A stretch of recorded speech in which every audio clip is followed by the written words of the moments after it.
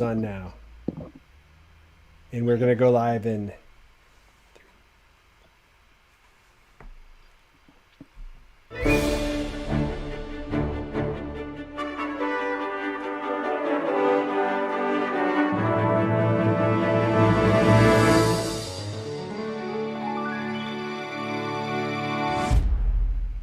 Welcome to another amazing interview or inspiring of an inspiring leader as I celebrate the launch of this surprising gift of doubt. I almost forgot the name of my book, Kate. You brought it! Yay! Thank you.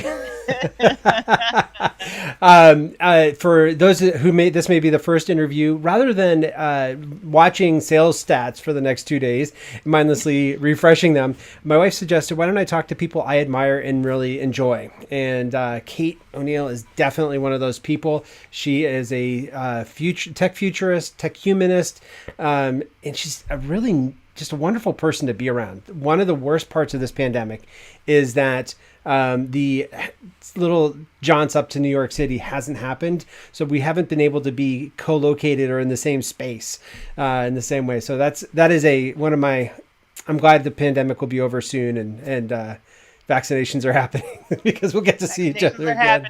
Things are happening. Good So, things are happening. Kate, you are, yeah. Get the book. You are so generous in your endorsement of it, and I was really appreciative of that. One of the things that I am really intrigued with is with your knowledge of tech and with your early experience with Netflix, the human interaction, and also reading Tech Humanist. How does does doubt? I could be all wrong because I'm just a kind of wannabe geek. But how does doubt go work into the programming if humans create the tech, what kind of problems are we recreating through the tech? I know that facial recognition, we have social inequities. Yeah, you know what I think is interesting about your book and the way it relates to my work and what Yeah. I observe in the world is that you've kind of, I think you've humbly referred to this characteristic as doubt. But what it really seems to me is humility. And it's this Huh. ability to, kind of look at the world and recognize that you don't know everything, that there are going to be aspects of problems that you're only solving for part of the solution. And I think, you Wow. address one of the, I, first of all, I want to take a little sidetrack and compliment you on the fact that your opening section on privilege, I was so impressed by, and I don't know whether that was you entirely or you were guided to do that by It your was all readers and me. reviewers. Wow. Well, congratulations. I mean, no, I think you should be pleased and proud of that because that was a really good moment. I think that's something that we all should be bringing to our book writing and our Thanks. scholarship, our work. Um, so Can you let that's people one. know what it is? Because people may not be aware of what you're talking Yeah, about. yeah, yeah. So there's the very first section is a note on privilege, and Mark did a brilliant job of identifying the various privileges that he has and that he's trying to acknowledge those as he writes, and that he may be coming from a place where his privileges are kind of obscuring some things or whatever, but has tried to be very mindful of those things of the various dimensional and intersectional ways in which these discussions play out for different people. So I was first of all blown away by that and very impressed. And also I think that's what clued me in that number one, this is a book about humility more than it's a book about doubt.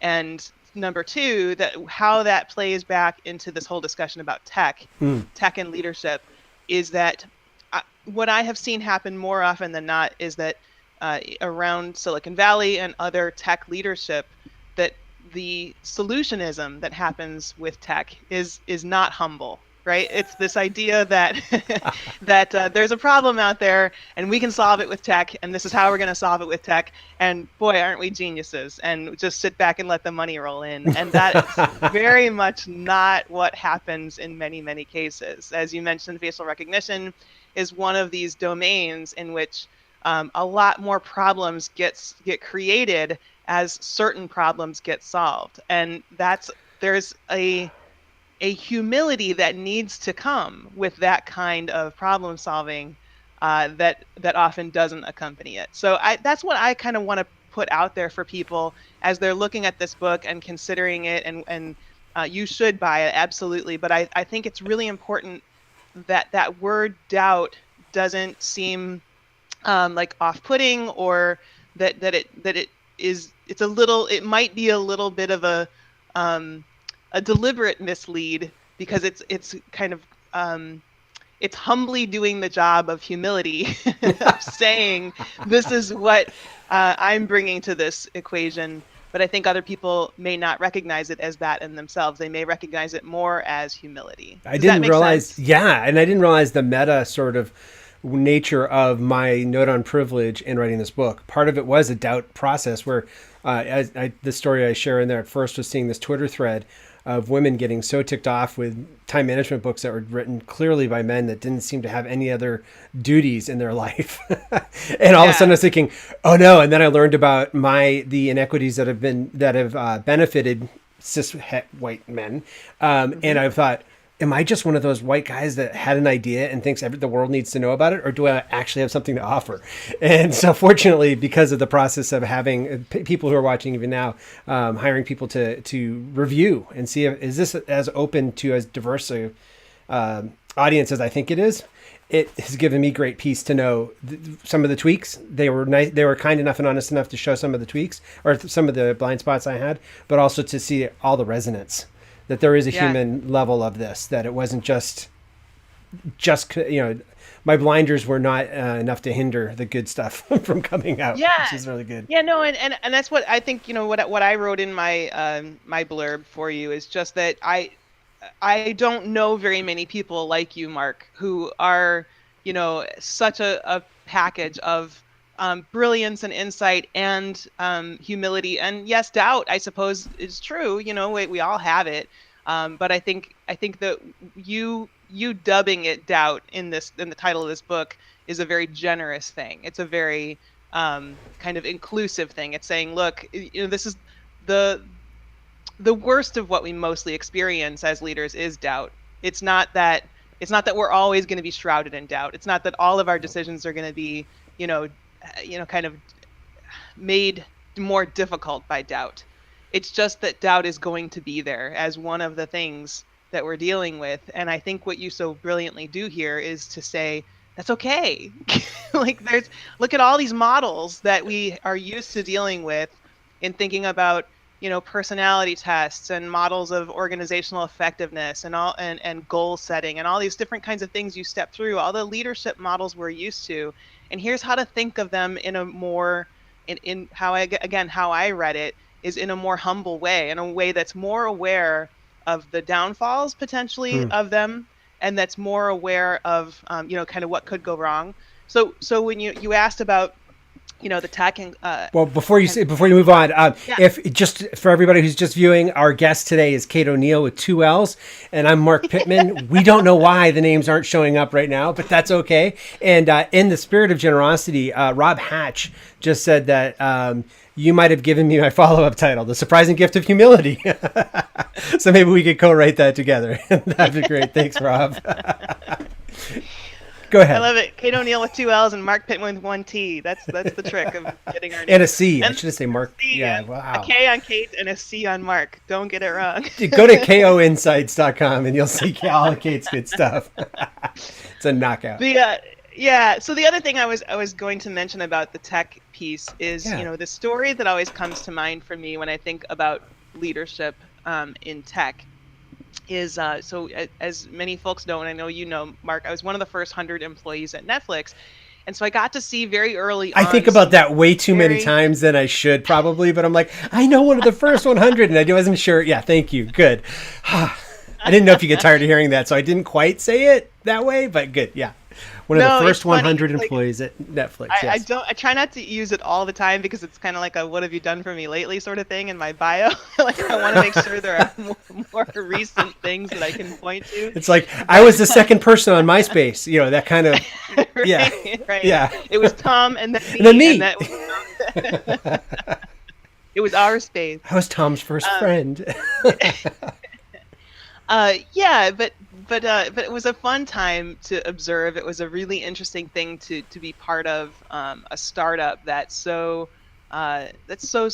of shaped culture since then, Yeah. and has become sort of a cultural buzzword for like what we now do around movie watching and content watching. So I think that's really interesting. But also the thing that comes to mind is that I watched Reed Hastings lead at a time when we were still up against Blockbuster. Blockbuster was still the behemoth. Right. And he was making decisions, I think, in a very humble and probably doubt-filled way, but he made them very aggressively and assertively. And it was like, there we were in 2000, the year 2000. Blockbuster still very much the 800-pound gorilla, and Reed was already diverting R&D money to what was then known as set-top boxes, which became the predecessor to like Roku and then to streaming. But knowing that DVDs weren't going to be the life of the industry, right? Like, it was not going to be the future of the industry. And so cable set-top boxes and set-top boxes in general were what people were conceiving of then as this is the future. We're going to stream, we're going to send signals to these set-top boxes. And of course, we don't use the boxes so much anymore, but we know that is, kind of how we do that. In fact, a lot of people sometimes are like, wait, Netflix used to rent DVDs? Like, it's kind of a funny thing that now the current experience of Netflix is so steeped in that. Oh, that's true. But when you think about it, it was 2000.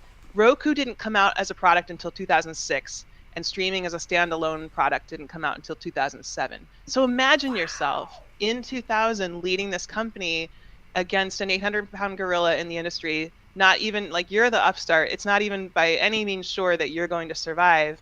And you're putting money that other advisors would probably say is desperately needed in your current battle. You're putting it aside to fight a battle that is like a decade away almost. Wow.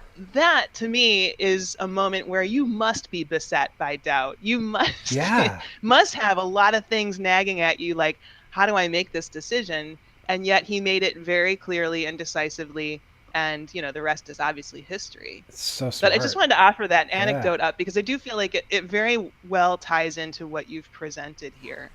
Well, as you've worked through since What Have You Done Lately of Netflix, and through with all the different leaders that you've worked through it with over the decades, what are some of the ways that you've seen people handle this well? Because I love your talking about humility and aggressiveness of Reed Hastings. There has to be that aggressiveness, but it's different than maybe the hustle culture that we so often see. Yeah, I hate hustle culture. Me too. I did see this thing. Maybe that'll be my other book, Down with Hustle Culture or something like that. I should try to find this tweet. I saw a tweet where somebody said, like, remember to hustle, and then they broke down the letters of hustle where it was like, each letter spelled something to do with taking a nap and getting plenty of rest. Oh, that's great. Like, that's the kind of hustle culture I can appreciate. Oh, treat yourself as human? I'm not a nap taker. Yeah. Shocking.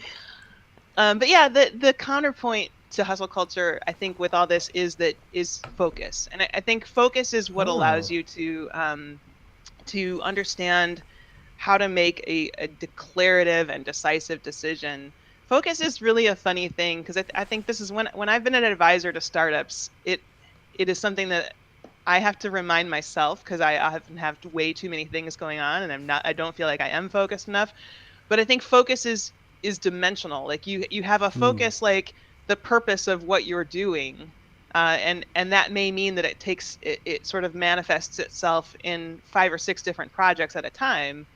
But that's still focus if you're able to sort of effectively lead on those things. But I think that the thing is that focus feels like a cost, like it feels like a luxury, but it's actually a generous gift to yourself to be able to say, I'm not going to worry about that other thing. I'm not going to let this other thing interfere. I'm going to stay in my lane. I'm going to focus on my expertise. I'm going to solve the problem I feel called to solve. And that kind of a thing, I think, allows you to set a lot of doubting voices aside and allows you to be more decisive and declarative about what your decisions are. It's so true, though, how it feels almost irresponsible to say, right, there's all of these problems and there's all this other stuff I could be doing, but I'm going to stick with these things. That's, and so since you've read the book, Quadrant 3 Leadership, that's where I think Quadrant 3 is, where you're starting to really figure out what's my hardwiring, what's my identity, how do I do goal setting, vision, values, mission, purpose. And that, as you're kind of baby stepping through that, you do build that confidence back up where you're able to say, yes, there's a lot of bad happening here. And this is my way of contributing good. Yeah. So I want to ask you a question. Yeah. I want to turn the table and totally unscripted, everyone. If you're just joining us, my guest is Kate O'Neill, and she has just become the host, and I'm the guest, Marc Pitman. If you're watching this on Amazon Live, be sure to get our books. Surprising Gift of Doubt should be right there, and Kate O'Neill's Tech Humanist, which I have my own copy of. It looks like a Kindle.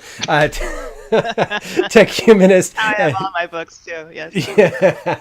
I remember going to some book signing in Boston with Seth Godin, and somebody brought up their iPad, and he's like, "Do you want me to sign that?" Okay, and so he signed it with a Sharpie. Anyway, you are becoming the host. Well, yes. Yeah. No. So I wanted to ask you, like, when you built out this model of the quadrants, and you were thinking about, how this comes to life and how doubt affects these things, what were you envisioning would be the best outcome from this, and what are you still envisioning as the best outcome? Like, what do you hope that people take from this, and what do you hope happens in those people's lives and in their leadership once they've read and kind of absorbed what there is to absorb here? I think so many of us have so much to offer, and we are held back by what we consider doubt, what we've been told is bad. And so what I hope this book does, and the message that is in there, is that instead of feeling this doubt and thinking, gosh, I must be broken. I am just an imposter. I'm faking it till I make it in a really negative way. I hope it'll help people look at it in a different way and think, what if I'm exactly the right person for this problem? What if my organization is exactly the right organization for this sector? What's the voice we can add to that? What's the perspective we can bring? Yeah. The freedom really cool. of breaking free. My first line of my personal mission statement since I was 20 in my 20s was helping people break free from the chains that bind them. I want people to be fully themselves and fully embrace that. So that would be my hope for this book and anyone that reads it. Can I ask you then? Go for it. You're the host. I'm in your hands now. Do you have a secret repository of other book concepts that deal with other sort of personal demons that are holding people back, that to help set them free from those chains? Part of me is really in awe that you'd think that, and part of me is saying, I just wrote this book. Would you let me just enjoy this one, please? No, this is how it works, man. I know this. It's like everybody always wants to know after you publish a book, like, when's your next one coming out? Like, just launching today. Fortunately, this is my 8th, so I do know that I am a serial book writer. So not a cereal like the breakfast cereal, but yeah. I think I like Rob's idea of the surprising gift of humility. My youngest has come up with a few different titles that may not be safe for work, the surprising gift of type things. I do not know. To be continued. I know that my first book, Ask Without Fear, I intentionally thought could be a chicken soup for the soul sort of thing. So Ask Without Fear for librarians exists. Ask Without Fear for Christian ministry. I don't know if this is like the surprising gift of... and then what foibles do you get into? I mean, for me, doubt is the one that I see in 18 years of executive coaching. Doubt is the one I see really holds people back. And is it really? Okay. Oh yeah, because there's that, what you were saying. I think it's the people I work best with. It's not inability, and it's not a lack of skill or technical know-how or people skills. It's the deep heart that they have of wanting to get it right, and seeing all the immensity of the problem that's around them, and thinking they surely must be missing something else. And so they're so focused on what they're missing that they don't see what they're bringing. So that's where, I'm sure now that I'm writing this, others will come up and people will come to me and say, what about the surprising gift of humility? What about the surprising gift of, I don't even know what else, but. Well, no, but I think it's appropriate, and I think it's really kind of funny. Like, this whole notion of imposter syndrome has become this very dominant theme in culture, and I don't I don't mean to suggest that it isn't real, but I do feel like on one level it feels a little overplayed because I think in trying to be very honest and authentic about the fact that many of us do experience some form of what might be called imposter syndrome, we've like made too much of a story out of that, and we're not instead Yeah. talking about all the value that comes from when you second guess a little bit, what you're Yes. bringing to the table, and that instead you could be focused on just learning more and just bringing more of an open mind and a curiosity to what you're doing. I think in my career, I had the weird experience of being first to do Yeah. of several things, and it was a time, in the mid '90s with the web when everything was Because you kind were of one of the first first. browsers too, right? Or first web I built one of the first websites websites. for Yep. the university that I was working at. I built one of the first intranet at Toshiba America, and held the first content management role at Netflix. So there were all these kinds of things because you could do that. Like it was new technology. You could be the first to do a lot of different kinds of things. And the reason I bring it up is because there's a certain amount of I don't know what I'm doing that goes with that, because you don't know what you're doing because nobody knows what they're doing. Like no one knows better than you do. You may not know, but nobody else knows either. And I think there's a certain amount of training that instilled in me, from my Yeah. 20s on, that it doesn't matter if I feel like I don't know the answer to something. I'll figure it out. Other people figure things out. I can figure things out. And so I think there's a way in which, I'd really love to see the discourse around imposter syndrome change. And I think your book is a real start to that. I really feel like Thanks. it's a much more balanced discussion about the idea that, doubt is really just an opportunity to acknowledge that there are things still to learn, and that you can still keep curiosity and an open mind. You can bring focus to what you're trying to do, and you eventually, Wow. you make a stab at something, and then if you didn't get it right, you get to try it again. Hopefully, you get to try something again.